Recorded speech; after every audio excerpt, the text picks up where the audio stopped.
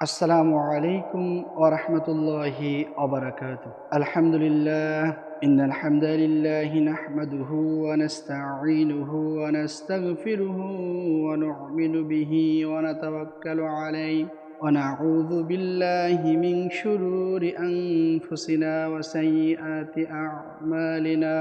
মান ইয়াহদিহিল্লাহু ফালা মুদিল্লা লাহু ওয়া মান ইউদ্লিল ফালা হাদিয়া লাহু। وأشهد أن لا إله إلا الله وحده لا شريك له وأشهد أن محمدا عبده ورسوله أما بعد أعوذ بالله من الشيطان الرجيم بسم الله الرحمن الرحيم كل نفس ذائقة الموت أعوذ بالله من الشيطان الرجيم الذي خلق الموت والحياة ليبلوكم أيكم أحسن عملا وهو العزيز الغفور فقد قال الله تعالى في كلامه المجيد وفرقانه الحميد يا أيها الذين آمنوا صلوا عليه وسلموا تسليما সকল দুরূদ ইব্রাহিম পড়ুন। اللهم صل على محمد وعلى آل محمد كما صليت على إبراهيم وعلى آل إبراهيم إنك حميد مجيد اللهم بارك على محمد وعلى آل محمد كما باركت على إبراهيم وعلى آل إبراهيم إنك حميد مجيد। সম্মানিত উপস্থিতি, যে মহান রব্বুল আলামিন আমাদেরকে এই পবিত্র জুম্মার দিন মসজিদে আসার তৌফিক দান করলেন, সেই মহান রবের দরবারে শুকরিয়া গুজার করছি। সকলে বলে আলহামদুলিল্লাহ। এবং দুরূদ বর্ষিত হোক মানবতার মুক্তির দূত হযরত মুহাম্মদ সাল্লাল্লাহু আলাইহি সাল্লামের প্রতি সকলে দরুদ বর্ষিত করি। সকলে বলেন আল্লাহুম্মা সাল্লি আলাইহি আল্লাহুম্মা বারিক আলাইহি। সম্মানিত উপস্থিতি, আমি একটি আয়াত তেলাওয়াত করেছি সূরা আল ইমরান থেকে, কুল্লু নাফসিন যায়িকাতুল মাউত। আল্লাহ সুবহানাহু ওয়া তাআলা আয়াতটি বিভিন্ন কোরআন মাজিদে বিভিন্ন সূরায় নাজিল করেছেন। এবং সূরা মুলক থেকে আমি আরেকটি আয়াত তেলাওয়াত করেছি, সূরা মুলকের 2 নম্বর আয়াত। আল্লাহ সুবহানাহু ওয়া তাআলা বলছেন সূরা আল ইমরানের 185 নম্বর আয়াত, কুল্লু নাফসিন যায়িকাতুল মাউত, প্রত্যেকটা প্রাণী মৃত্যু স্বাদ গ্রহণ করবে। অতএব এই মৃত্যু যন্ত্রণা থেকে এমন কোনো প্রাণী নাই যে এই মৃত্যুর স্বাদ তাকে নিতে হবে না। আল্লাহ সুবহানাহু ওয়া তাআলা আরও বলছেন, তোমরা যেখানেই থাকো না কেন মৃত্যু তোমাদের নাগাল পাইবেই, এমনকি সুউচ্চ সুদূর দুর্গে অবস্থান করিলেও। অতএব কোনো প্রাণী যদি মনে করে আমি মৃত্যু থেকে পলায়ন করব, তাহলে এটা কখনো সম্ভব নয়। প্রত্যেকটা প্রাণীর মৃত্যুর স্বাদ গ্রহণ করতেই হবে।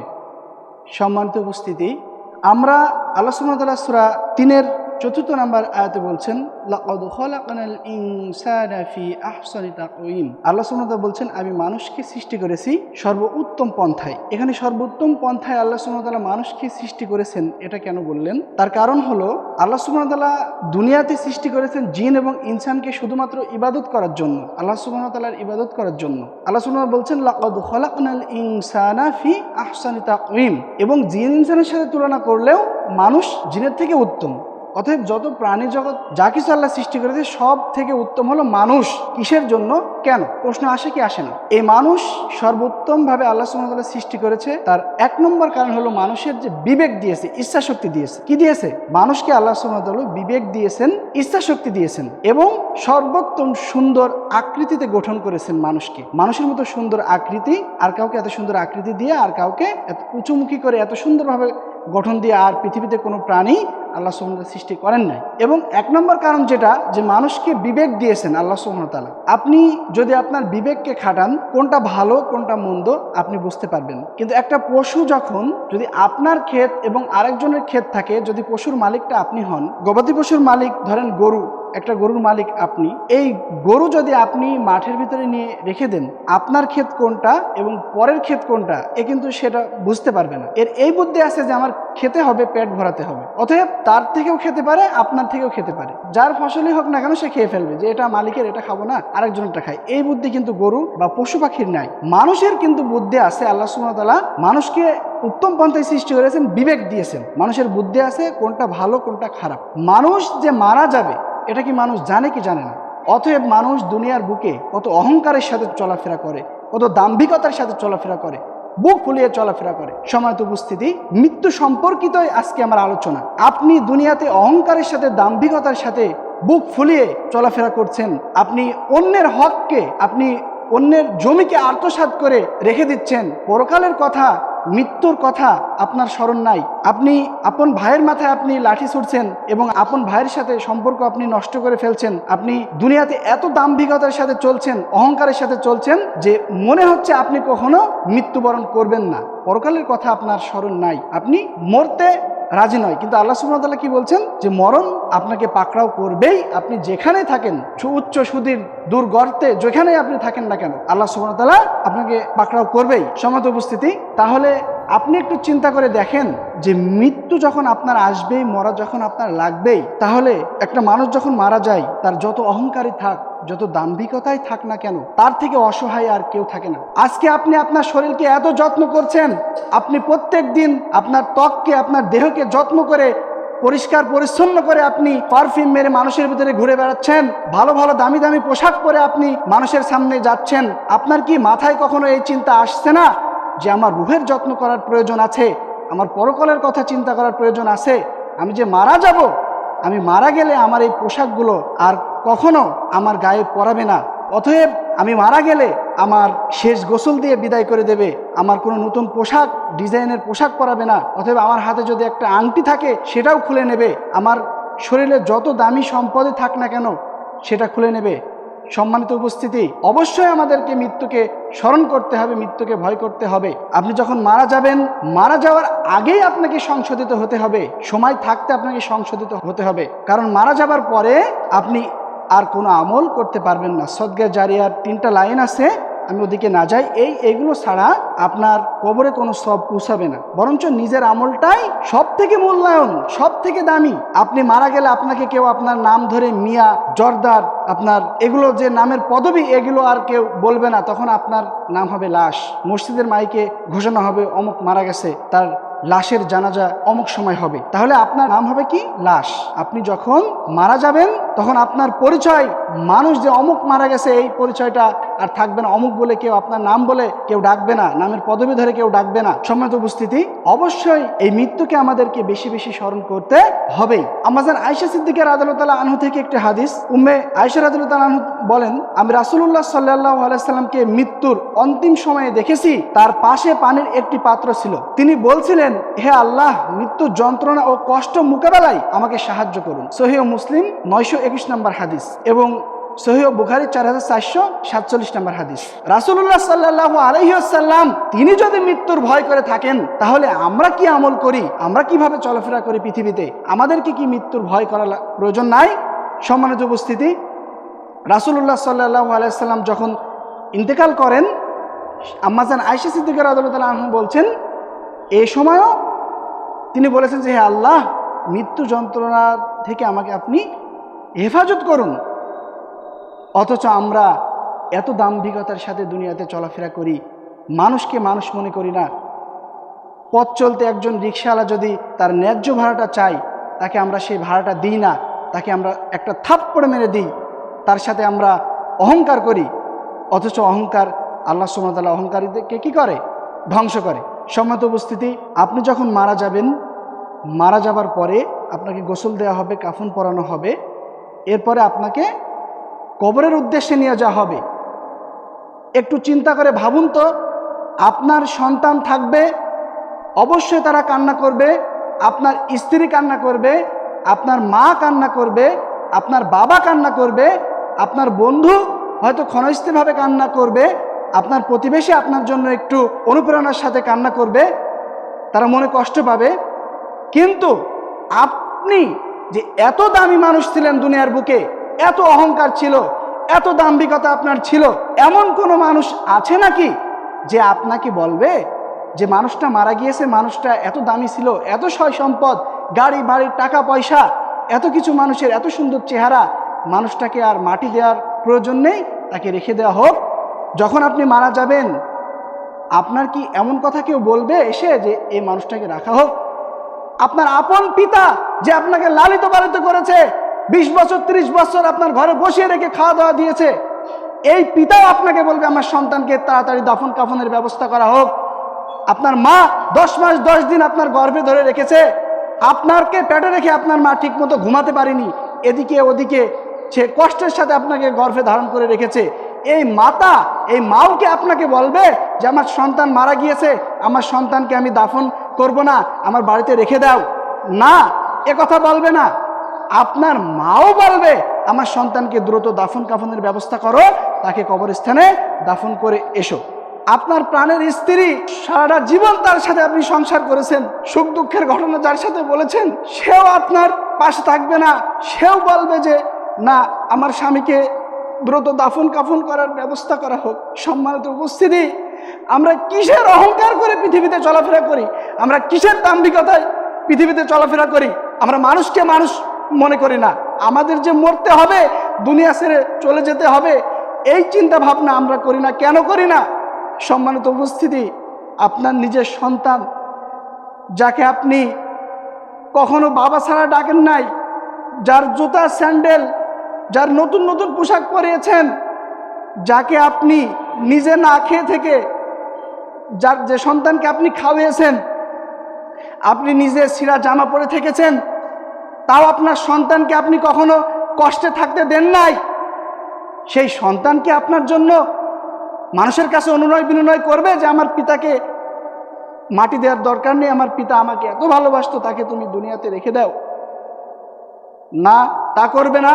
অবশ্যই আপনার সন্তানও, আপনার আপন সন্তানও সেদিন বলবে আমার পিতাকে দ্রুত দাফন কাফনের ব্যবস্থা করা হোক, তাকে কবরস্থানে কবরস্থ করা হোক।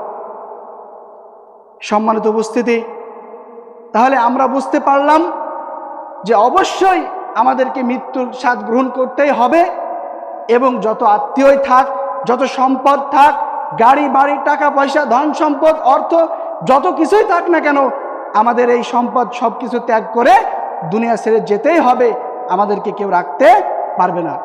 অতএব আসুন আমরা শুধরিয়ে নিই, আমরা মৃত্যুকে বেশি বেশি স্মরণ করি, আমরা আল্লাহ সুবহানাহু ওয়া তাআলার পথে চলি, কোরআন এবং সহিহ হাদিসের আলোকে জীবন গড়ি। আমরা আসুন আমরা নিজের অহংকারকে চুরমার করে আমরা একজন সুন্দর মানুষে গঠিত হই। সম্মানিত উপস্থিতি, আল্লাহ সুবহানাহু ওয়া তাআলা আমাদেরকে এত সুন্দর আয়ু দিয়েছে, এভাবে আমাদেরকে সুন্দরভাবে মেধা দান করেছে, চোখ দান করেছে, আমাদেরকে নাক দান করেছে, আমাদের এত সুন্দর গঠন দিয়ে তৈরি করেছে। আল্লাহ সুবহানাহু ওয়া তাআলা শুধু তার ইবাদত করার জন্য আমাদেরকে সৃষ্টি করেছে। আসুন আমরা আল্লাহ সুবহানাহু ওয়া তাআলার ইবাদতে মগ্ন হই। আমরা সকল মানুষের দাসত্ব এবং ভুল ধারণাগুলো বাদ দিয়ে আমরা মৃত্যুকে বেশি বেশি স্মরণ করি, করে আল্লাহ সুবহানাহু ওয়া তাআলার পথে অগ্রসর হই। সম্মানিত উপস্থিতি, মারা যাবার পরে আপনাকে কেউ সুপারিশ করবে না। যখন কবরে আপনাকে রেখে আসা হবে, অন্ধকার কবর, এখানে আলোও নাই, এখানে কোনো সাথীও নাই, এখানে কোনো আরামদায়কের কোনো বস্তু এখানে নাই। তবে হ্যাঁ, যদি আমল তার ভালো হয়, যদি দুনিয়াতে মানুষের সাথে ব্যবহার ভালো করে, যদি কোরআন এবং সহিহ হাদিসের প্রতি সে আমল করে, যদি আল্লাহ সুবহানাহু ওয়া তাআলার যে নিদর্শনগুলো এগুলোর প্রতি প্রতিষ্ঠিত থাকে, তাহলে অবশ্যই তার জন্য কবরে সকল ব্যবস্থা থাকবে। সুবহানাল্লাহি ওয়া বিহামদিহি। কিন্তু যদি সে মানুষ খারাপ হয়, যদি দুনিয়াতে সে ভাইয়ের সাথে সম্পর্ক রাখেনি, দুনিয়াতে আরেকজনের সম্পদ লুট করে খেয়েছে, দুনিয়াতে অমুক রিকশাওয়ালাকে অন্যায়ভাবে থাপ্পড় মেরেছে, অহংকারের সাথে চলেছে, দাম্ভিকতার সাথে চলেছে, তাহলে তার উপায় কি হবে? কবরে রেখে আসার পরে তার কবরে কি হবে? সওয়াল জবাব করা হবে। সওয়াল জবাবে তার প্রশ্ন করা হবে কয়টি? আজকে মনে রাখবেন, অনেকে জানে সওয়াল জবাবে প্রশ্ন হয় 3টা। সহিহ হাদিসে আসছে সওয়াল জবাব হবে কয়টা? 4টা। ফেরেশতারা বলবেন তোমার রবকে, যদি উত্তর দিতে পারে বলবে আমার রব আল্লাহ। তোমার দিন কি? সে বলবে আমার দিন ইসলাম। এবং রাসূলুল্লাহ সাল্লাল্লাহু আলাইহি ওয়াসাল্লামের চেহারাকে তার সামনে নিয়ে এসে ধরা হবে, বলা হবে এনাকে কি চেনো? তখন ইনি বলবে হ্যাঁ, ইনি আমাদের নবী, আল্লাহর প্রেরিত বান্দা ও রাসূল সাল্লাল্লাহু আলাইহি ওয়াসাল্লাম। তারপরে ফেরেশতারা প্রশ্ন করবে, আচ্ছা তুমি এত কিছু কিভাবে জানলে, কোথা থেকে জানলে, কে তোমাকে শিখিয়েছে? এই প্রশ্ন করবে ফেরেশতারা। যদি মুমিন ব্যক্তি উত্তর দিতে পারে, এই মুমিন ব্যক্তির জন্য 4টা প্রশ্ন। তখন তিনি বলবেন যে এটা আমি আল্লাহর কোরআন থেকে শিখেছি, রাসূলের হাদিস থেকে এটা আমি শিখেছি। আল্লাহ সুবহানাহু ওয়া তাআলা যে কোরআন দুনিয়াতে প্রেরিত করেছিল, আমি তা থেকে শিক্ষা গ্রহণ করেছি, আমি সেটা অর্জন করেছি। সম্মানিত উপস্থিতি, যে কথা বলছিলাম, তাহলে যখন তাকে কবরে রাখা হবে, যদি সে প্রশ্নের উত্তর দিতে পারে, তাহলে আল্লাহ সুবহানাহু ওয়া তাআলা অনুমতি দেবেন, জান্নাতের সাথে তার একটা কবরের একটা লাইন করে দেবেন। সে জান্নাতের আলো বাতাস সব কিছু কি অনুভব করতে পারবে। মনে রাখবেন, কবরে রাখার পরে মানুষকে 2টি স্থানে রাখা হয়, ইল্লিন আর সিজ্জিল। ইল্লিন আর সিজ্জিল, এই 2টি জায়গায় রাখা হয়, একটি ভালো একটি খারাপ। যদি সে ভালো আমল করে ভালো জায়গায় রাখা হবে, যদি খারাপ আমল করে তাহলে তাকে খারাপ জায়গায় রাখা হবে। অতএব আমরা জানতে পারলাম যে মৃত্যু আমাদের পাকড়াও, মৃত্যু আমাদের করবেই, আর আমরা সুদূর যেখানেই থাকি আমাদেরকে মরতেই হবে। যত মানুষ থাক না কেন, যত আত্মীয় বন্ধুবান্ধব পিতামাতা সন্তান স্ত্রী থাক, আমাদেরকে রাখতে পারবে না। সম্মানিত উপস্থিতি, মৃত্যুটা কি? আমাদেরকে দুনিয়াতে সৃষ্টি করলেন এবং মৃত্যু আমাদের আল্লাহ সুবহানাহু ওয়া তাআলা কেন দিলেন? জানার দরকার আছে না? জানার দরকার আছে কিনা? আল্লাহ সুবহানাহু ওয়া তাআলা বলছেন, আমি মানুষকে সৃষ্টি করেছি জন্ম এবং মৃত্যু দিয়ে, আমি মানুষদেরকে পরীক্ষা করব কর্মের দিক থেকে, আমলের দিক থেকে কোন মানুষগুলো উত্তম। সম্মানিত উপস্থিতি, মৃত্যু হলো জন্মে, যখন আপনি জন্মেছেন মায়ের গর্ভ থেকে, একটি স্তর থেকে আপনি এসেছেন। প্রথমে ছিলেন রুহুর জগতে, রুহুর জগৎ থেকে আপনি এসেছেন মায়ের গর্ভে। মায়ের গর্ভটাও একটি জগৎ। মায়ের গর্ভ থেকে আপনি এসেছেন দুনিয়াতে, এই দুনিয়াটাও একটি জগৎ। এই দুনিয়া হলো আমাদের ফসল। আমরা এই দুনিয়াতে যেটা আমল করে যাব, যেটা উপার্জন করে যাব, হাসরের মাঠে পরকালে আমরা সেটা পাব। তাহলে আল্লাহ সুবহানাহু ওয়া তাআলা এই যে দুনিয়াটা, যেমন আমরা রুহের জগতে ছিলাম এবং আমরা মায়ের গর্ভে ছিলাম, তারপরে আমরা দুনিয়াতে আসলাম। এই দুনিয়া থেকে যাওয়ার একটা মাধ্যম হলো মৃত্যু। তাহলে কি মৃত্যু কি আমরা বুঝতে পারলাম? কথা বলেন, মৃত্যু কি আমরা বুঝতে পারলাম? অনেকে মনে করে মৃত্যু হলেই সব শেষ হয়ে যাবে, যখন মারা যাব আর কোনো সমস্যা নাই, মরে গেলে তো মরেই গেলাম, গলে পচে গেলাম, বিচার কিসের, হিসাব কিসের? আল্লাহ সুবহানাহু ওয়া তাআলা এই বিষয়ে বলছেন, ওয়ালিল্লাযীনা কাফারু বিরাব্বিহিম আযাবু জাহান্নাম ওয়া বিসাল মাসীর। আল্লাহ সুবহানাহু ওয়া তাআলা বলছেন, আর যারা তাদের রবকে অস্বীকার করে তাদের জন্য রয়েছে জাহান্নামের আযাব, আর কতই না নিকৃষ্ট সেই প্রত্যাবর্তন স্থল। অতএব এমনও মানুষ আমাদের সমাজে আছে যারা নামধারী মুসলিম, অথচ তারা বলে যে মরে গেলে তো পচে গেলাম, পচে গেলে নষ্ট হয়ে গেলাম, মরে গেলে আবার কিসের হিসাব, নাউজুবিল্লাহ মিন জালিম। তাহলে তার যে আল্লাহকে সে কি করলো? অস্বীকার করলো। আল্লাহ সুবহানাহু ওয়া তাআলা জান্নাতের বয়ান কোরআনের ভিতরে করেছে কি করেনি? জান্নাতের বয়ান, জাহান্নামের বয়ান করেছে কি করেনি? তাহলে আল্লাহর কোরআনকে সে কি করলো? অস্বীকার করলো। সে মৃত্যুর পরে পুনরুত্থান হবে, সে আবার উঠবে, তার হিসাব নিকাশ হবে, জান্নাত জাহান্নাম আছে, এটা সে অস্বীকার করলো। আল্লাহ সুবহানাহু ওয়া তাআলার আয়াতকে সে অস্বীকার করলো। তাহলে সে কি হলো? কাফের হয়ে গেল। অতএব তার জন্য রয়েছে যন্ত্রণাদায়ক আযাব, শাস্তি। আল্লাহ সুবহানাহু ওয়া তাআলা সে কথাই বলছেন সূরা মুলকের 6 নম্বর আয়াতে, ওয়ালিল্লাযীনা কাফারু বিরাব্বিহিম আযাবু জাহান্নাম ওয়া বিসাল মাসীর। আর যারা তাদের রবকে অস্বীকার করে তাদের জন্য রয়েছে জাহান্নামের আযাব, আর কতই না নিকৃষ্ট সেই প্রত্যাবর্তন স্থল। তাহলে এমন লোক আছে কি নেই যারা মনে করে মরণের পর আর কোনো আযাব হবে না?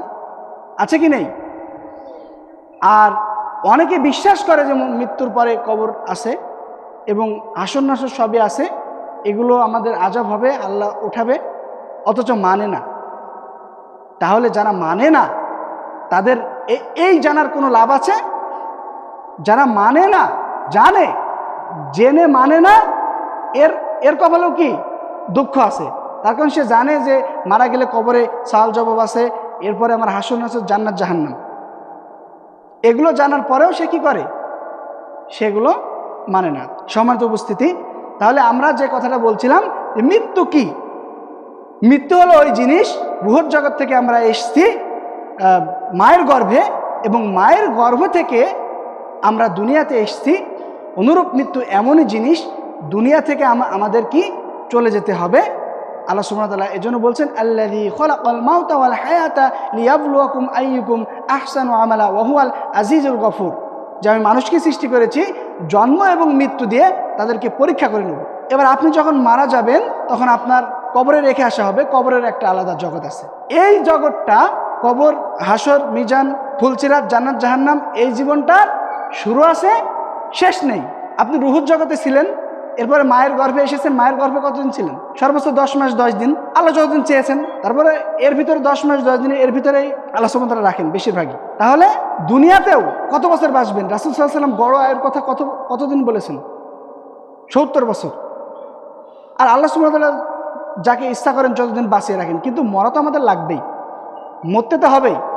তাহলে দুনিয়ার জীবনের শুরু আছে, শেষও আছে, আর পরকালীন জীবনের শুরু আছে, শেষ নেই। সম্মানিত উপস্থিতি, আল্লাহ সুবহানাহু ওয়া তাআলা বলছেন, এই জন্য যারা অস্বীকার করে আল্লাহ সুবহানাহু ওয়া তাআলাকে এই মৃত্যুর পরে আর তাদের হিসাব দেওয়া লাগবে না, যারা অস্বীকার করে তাদেরকে বলছেন যে আর যারা তাদের রবকে অস্বীকার করে তাদের জন্য রয়েছে জাহান্নামের আযাব, আর কতই না নিকৃষ্ট সেই প্রত্যাবর্তন স্থল। আল্লাহ সুবহানাহু ওয়া তাআলা জাহান্নামীদের উদ্দেশ্যে বলছেন যে ইযা উলকু ফিহা সামিউ লাহা শাহিকান ওয়া হিয়া তাফুর।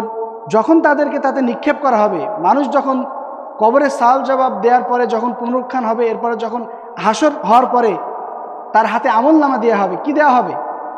আমলনামা দেওয়া হবে। এই আমলনামা আবার ওই মিজানের পাল্লাতে রাখা হবে। মিজানের পাল্লা ভালোর দিকটা ভারী হবে, সে জান্নাতে প্রবেশ করবে, এবং যার খারাপের দিকটা ভারী হবে, এ জাহান্নামে প্রবেশ করবে। সম্মানিত উপস্থিতি, আল্লাহ সুবহানাহু ওয়া তাআলা সেই জাহান্নামীদের উদ্দেশ্য করে বলছেন ইযা উলকু ফিহা সামিউ লাহা শাহিকান ওয়া হিয়া তাফুর। যখন তাদেরকে তাতে নিক্ষেপ করা হবে, এই অস্বীকারীদেরকে, তখন তারা তার বিকট শব্দ শুনতে পাবে। জাহান্নামের কি বিকট শব্দ শুনতে পাবে, আর তা উতলিয়ে উঠবে।